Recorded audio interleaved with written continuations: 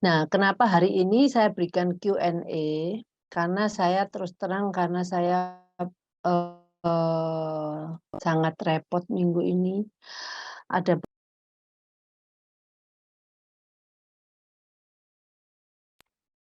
sehingga saya nggak punya waktu untuk membuat PPT. Tetapi saya sudah menyiapkan PPT yang ada hubungannya dengan, topik kita minggu yang lalu, eee, mengenai auditori, AIT. Jadi umpamanya saya hari ini nggak ada yang bertanya, saya akan, membicarakan mengenai, AIT, Auditory Integration Training dalam, kaitan mungkin kemarin itu, saya akan bisa ngomong lebih lanjut, apa sih, siapa aja sih yang bisa dibantu oleh AIT, dan saya membawakan satu topik mengenai APD, Auditory Processing Disorder, di mana hal ini kurang biasanya kalau di tempat kami adalah anak-anak yang belum bisa bicara dan orang tua pengen anak bicara. Tapi kalau kasus APD ini, lain. Nah, saya mau perkenalkan untuk, APD ini apa, supaya orang tua juga punya pengetahuan mengenai auditory processing disorder itu apa.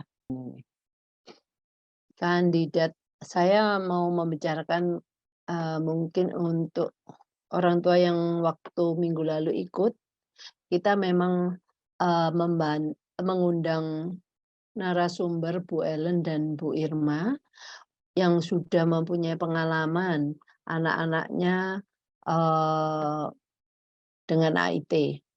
Saya pun punya pengalaman, tetapi kalau saya mudah nanti saya sharing-nya. Nah, eee, kalau kalau sharing orang tua itu memang orang tua itu suka ya kalau sesama orang tua sharing, tetapi biasanya kurang lengkap karena kita biasanya seperti di anak saya seperti ini, anaknya Bu Ellen seperti ini, anaknya Bu Irma seperti ini, kita punya, masalah yang berbeda-beda. Jadi hari ini saya, selain nanti saya di sela-sela itu saya bisa sharing mengenai anak saya, tetapi yang paling penting bahwa kita, eee, saya mau mengatakan mengenai AIT secara lebih jelas, mungkin orang tua ada yang bingung sebenarnya AIT itu untuk siapa sih? Gitu loh. Nah, ini yang penting karena, eee kita akan melihat bahwa anak saya perlu nggak AIT. Nah, apakah anak saya bisa terbantu oleh AIT atau enggak. Nah, maka dari itu saya, eee, mau me membahas ini satu persatu supaya orang tua lebih jelas mengenai siapa yang bisa terbantu oleh AIT. Oke, yang nomor satu ini adalah anak yang suka menutup telinganya, atau kalau ada suara yang ramai, dia cenderung lari dari situasi tersebut. Nah, anak-anak ini biasanya hiperakusis, dia sensitif terhadap suara. Nah, eee, kalau mereka melakukan hal ini sering-sering, akhirnya mereka akan, kegiatan belajar mengajar itu, eee, juga akan terganggu. Karena kadang-kadang kalau biasanya kita kalau ngomong dengan anak-anak yang seperti ini, malah sebagai terapisnya atau orang tuanya, kita mungkin akan mau bicara, bicara kita itu volume satu jangan terlalu keras, dan juga pakai, frekuensi yang agak rendah. Nah, kalau mau jelas lagi, Ibu bisa tes audiogram di kalau di manapun yang biasanya tempat-tempat itu nggak harus di THT, tetapi tempat-tempat yang menyediakan, pemeriksaan timpano, audiogram, pokoknya, untuk mengecek pendengaran kita apakah bermasalah. Nah, dengan audiogram itu kita akan mengetahui sebenarnya frekuensi berapa yang dia sensitif. Nah, pada waktu nanti di terapi, frekuensi itu akan di eee, dihilangkan.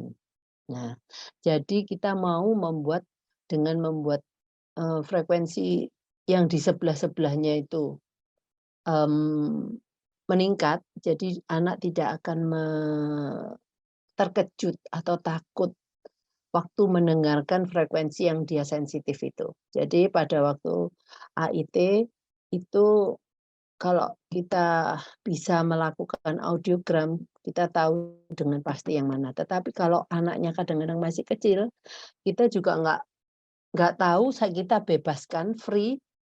Jadi, walaupun kita tidak tahu, kita bisa memberikan terapi yang nggak usah difilter. Nah, karena audiogram itu memang nggak mudah ya untuk dilakukan. Karena audiogram ini, perlu saya pun terakhir berapa minggu yang lalu saya mencoba lagi audiogram, itu kita perlu konsentrasi mendengarkan, suaranya kecil sekali. Jadi, kalau anak-anak yang perilakunya belum bagus atau dia kurang bisa fokus, akhirnya audiogramnya ndak akurat, ya.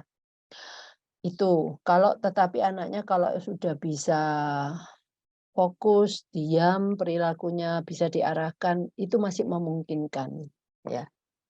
Oke, eee, yang kedua, biasanya anak-anak itu ada yang, ciri-cirinya, eee, dia menangis kalau mendengar suara keras. Nah, itu mungkin itu ada yang itu banyak anak-anak yang menangis karena mendengar suara keras itu anak yang nggak bisa lari.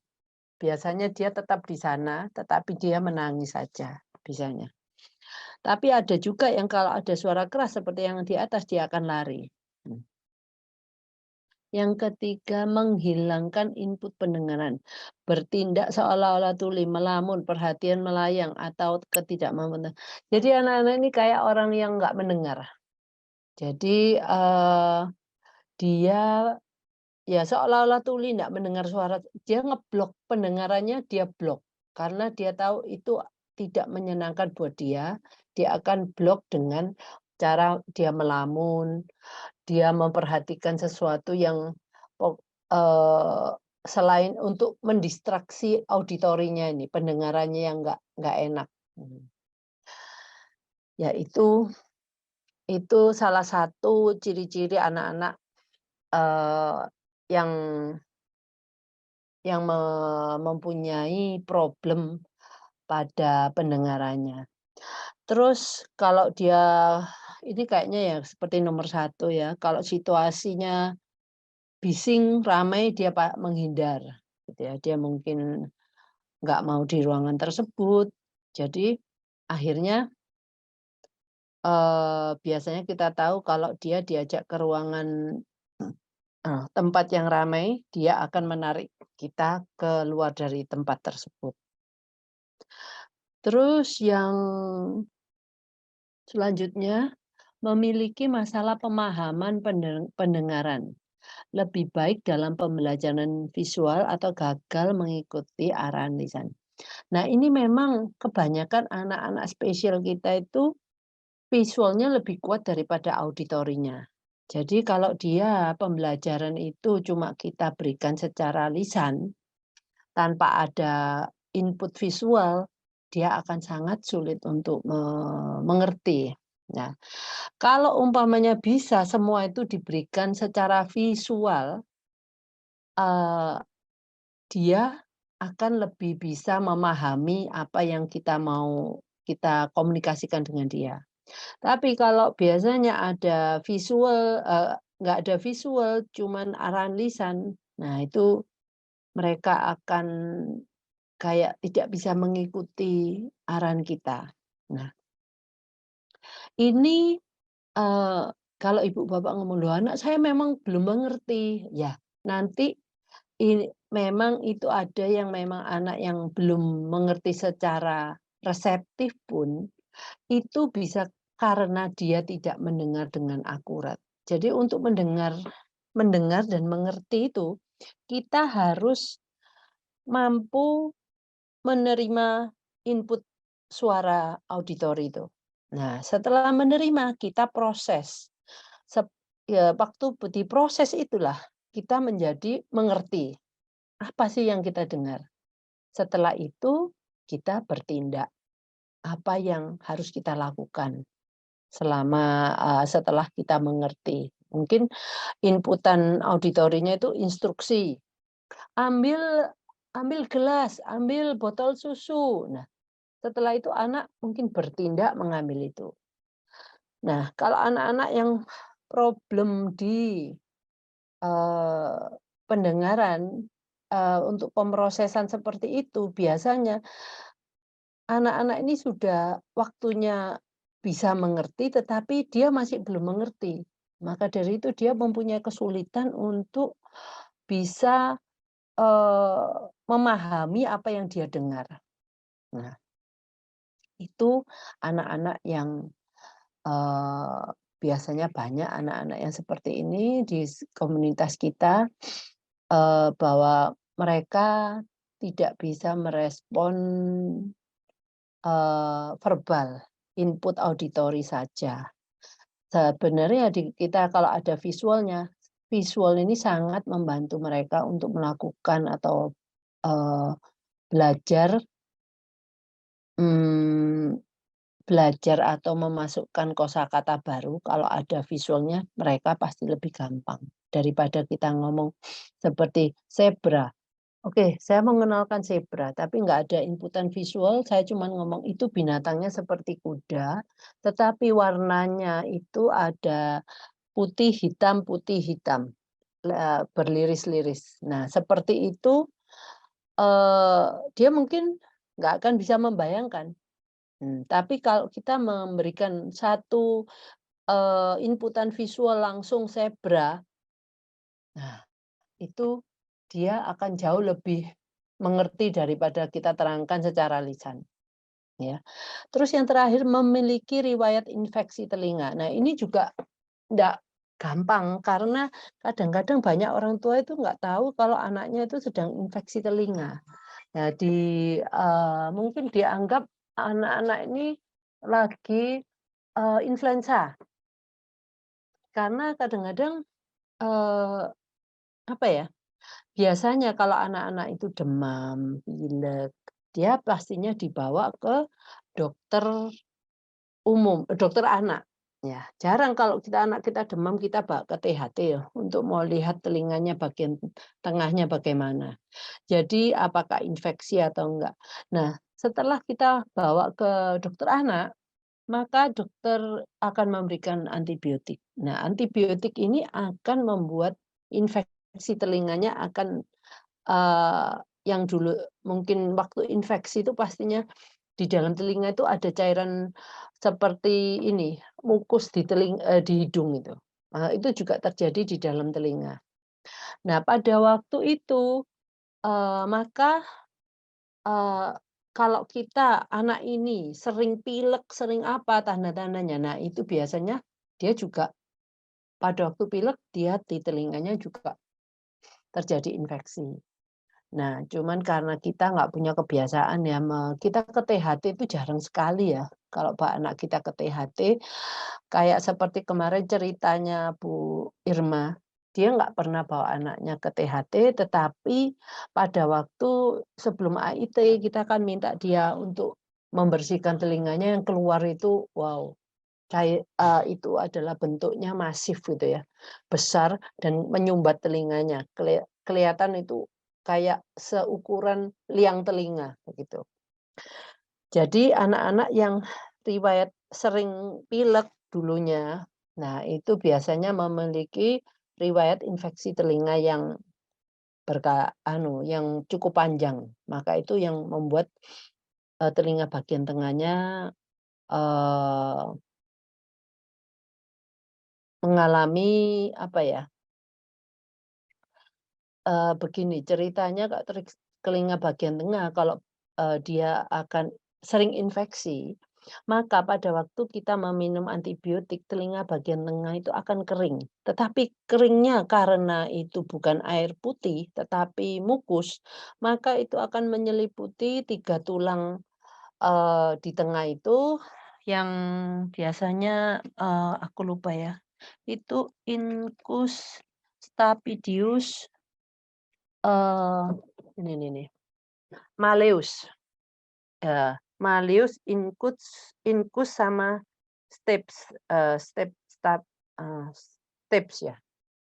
Nah 3 tulang ini yang, di telinga bagian tengah yang akan menggabungkan antara, timpano, timpano itu liang dinding telinga yang, di ujung liang itu loh.